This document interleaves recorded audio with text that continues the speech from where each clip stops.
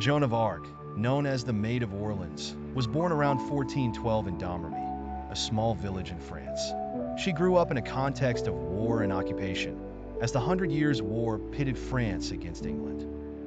From a young age, Joan began to have visions and mystical experiences in which she claimed to hear voices of saints instructing her to help France and support Charles VII, the Dauphin. In 1429, convinced of her divine mission, Joan managed to persuade Charles VII to allow her to lead an expedition to liberate Orleans, which was under English siege.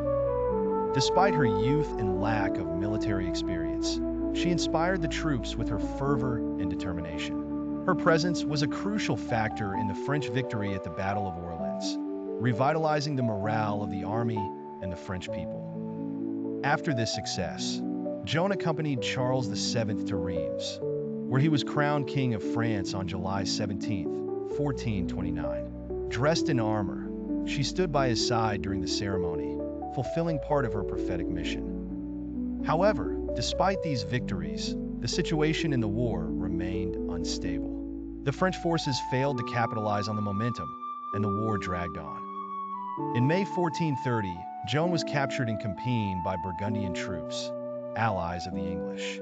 She was handed over to the English and subjected to a trial for heresy, where her faith and leadership were questioned.